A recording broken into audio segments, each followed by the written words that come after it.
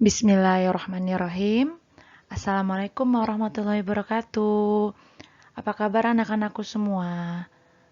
Ya, Ibu berharap kalian semua selalu dalam keadaan sehat walafiat. Baiklah anak-anak, hari ini kita kembali lagi pada pembelajaran IPS.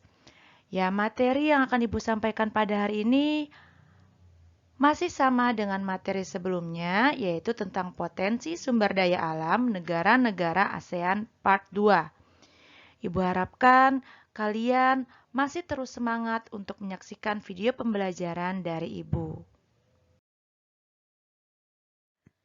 Nah, tujuan pembelajaran kita kali ini adalah peserta didik dapat mendeskripsikan potensi sumber daya alam negara-negara ASEAN, di mana potensi ini dapat menumbuhkan pertumbuhan perekonomian di negara-negaranya. Baiklah anak-anak, untuk materi pembelajaran yang pertama, Ibu akan menjelaskan potensi sumber daya alam negara Malaysia. Ya, seperti yang sudah kalian ketahui, Malaysia beribu kota di Kuala Lumpur.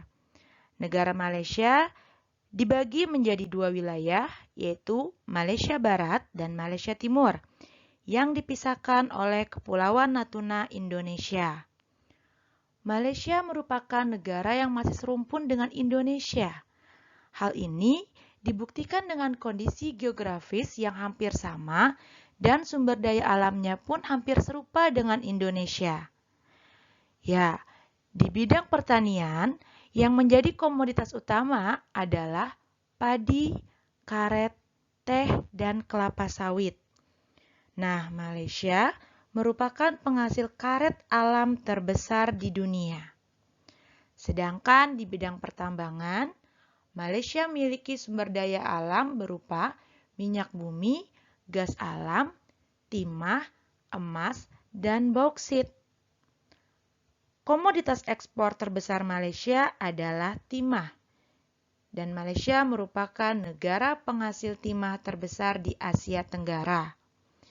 Nah, kalau kalian saksikan gambar di samping ini adalah salah satu contoh pertambangan bauksit Malaysia yang berada di kota Kuantan. Lalu, di situ juga ada lambang atau ikon dari negara Malaysia, yaitu Menara Kembar atau Menara Petronas. Nah, Menara Petronas ini melambangkan atau menjadi ciri pertumbuhan cepat ekonomi dan kemakmuran Malaysia dan merupakan kantor pusat raksasa minyak nasional. Yang selanjutnya adalah negara Myanmar. Ya, negara Myanmar ini perekonomiannya masih mengandalkan produk pangan. Ya, walaupun demikian, industri di Myanmar juga berkembang seperti industri tekstil, semen, pengolahan gula, penyulingan minyak bumi, dan keramik. Ya, negara Myanmar merupakan negara yang kaya akan sumber daya tambangnya, yaitu berupa tembaga, timah, batu bara, emas, perak, mangan, batu mulia, dan gas alam. Selain itu, Myanmar juga memiliki hasil pertanian yang cukup banyak, yaitu berupa padi, kacang-kacangan, gandum, jagung, sayuran, dan memiliki hasil hutan berupa kayu jati, karet, dan kina. Selain itu, Myanmar juga memiliki tempat wisata bagi turis mancanegara maupun turis dalam negeri. Ya, di sini bisa kalian lihat ada Pagoda Emas Swedagon. Ya, Pagoda Emas Swedagon ini adalah bangunan suci tempat ibadah umat Buddha yang terletak di kota Yangon. Ya, nama Swedagon ini memiliki arti, yaitu Swe yang artinya emas, dan Dagon itu adalah nama kota Yangon pada masa lalu. Nah, keutamaan Pagoda Emas Swedagon ini adalah pagoda ini berlapis emas yang memiliki tinggi kurang lebih 98 meter. Nah, sekarang negara yang ketiga adalah negara Singapura. Ya, anak-anak, yang perlu kalian ketahui, Singapura ini merupakan negara terkecil di kawasan Asia Tenggara. Tapi, negara Singapura merupakan negara maju di kawasan Asia Tenggara. Ya, negara Singapura ini mendapat julukan sebagai macan Asia atau sebagai negara kota. Walaupun luas Singapura hanya sekitar 720 km persegi, ya kurang lebih sama dengan kota Jakarta, namun Singapura bisa menjadikan negaranya menjadi negara yang maju. Singapura tidak memiliki sumber daya alam seperti negara-negara Asia Tenggara lainnya. Sektor perekonomian Singapura itu berada di bidang industri dan perbankan. Ya, Singapura adalah pusat keuangan terdepan ketiga di dunia dan sebuah kota dunia kosmopolitan yang mainkan peran penting dalam perdagangan dan keuangan internasional. Letak geografis Singapura yang strategis, yaitu di Semenanjung Malaka, menjadikan negara ini menjadi maju karena pelayaran internasionalnya. Ya, bisa kalian lihat pada gambar di samping, ini adalah Pelabuhan Internasional Singapura yang merupakan salah satu dari 3 pelabuhan tersibuk di dunia. Ya, kemudian negara Singapura juga memiliki tempat wisata bagi turis mancanegara, yaitu yang bernama Merlion Park. Ya, bisa kalian lihat gambarnya seperti di samping ini. Negara yang keempat adalah negara Thailand.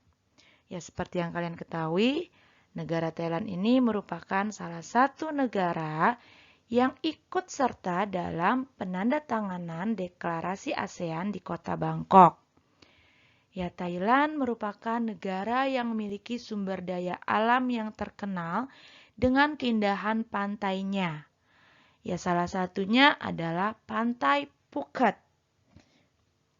Ya, kemudian Thailand juga terkenal dengan sumber daya alam pertaniannya berupa beras. Ya, penghasilan pertanian Thailand ini banyak terdapat di daerah aliran sungai Chao Phraya. Ya, bisa kalian lihat, ini adalah gambaran dari sungai Chao Phraya. Selain itu, Thailand juga menghasilkan beberapa hasil alam berupa jagung, tebu, dan ubi-ubian. Sedangkan hasil hutan Thailand berupa karet, kayu jati, dan kayu besi. Thailand juga memiliki hasil sumber daya alam di bidang pertambangan berupa timah, timbal, seng mangan, tembaga, biji besi, batu bara, minyak, dan gas. Nah, komoditas ekspor Thailand berupa karet, padi, tapioka, tebu, kayu jati, timah, dan batu bara. Thailand juga merupakan negara lumbung padi utama di Asia Tenggara.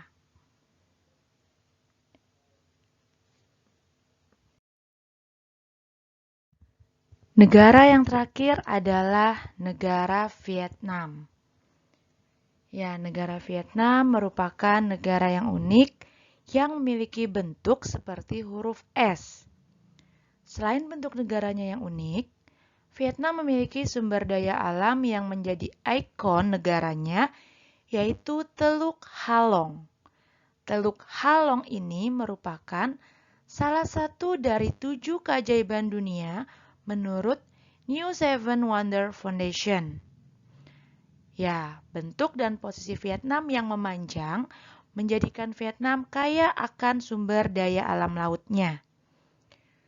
Vietnam unggul dalam ekspor cumi, udang, kepiting, dan lobster. Sektor pertaniannya didominasi oleh beras atau padi. Vietnam merupakan negara pengekspor beras ketiga terbesar di dunia. Selain itu, Vietnam juga menghasilkan kacang-kacangan, tebu, singkong, jagung, dan ubi. Hutan Vietnam juga menghasilkan arang, kayu, dan rotan. Kandungan alamnya meliputi batu bara, besi, krom, timah, tembaga. Nah, saat ini industri yang berkembang adalah industri pengolahan bahan makanan, penggilingan padi, dan tekstil, di mana pusat utama industri terdapat di kota Ho Chi Minh. Baiklah anak-anak, materi tentang potensi sumber daya alam negara-negara ASEAN seluruhnya sudah Ibu jelaskan pada hari ini dan pada pertemuan minggu yang lalu. Mudah-mudahan kalian dapat memahami materi pembelajaran yang telah Ibu jelaskan melalui video YouTube ini. Jika ada pertanyaan, kalian bisa langsung menanyakannya di kolom komentar ataupun di grup IPS kelas masing-masing. Terima kasih. Wabillahi taufiq wal hidayah. Wassalamualaikum warahmatullahi wabarakatuh.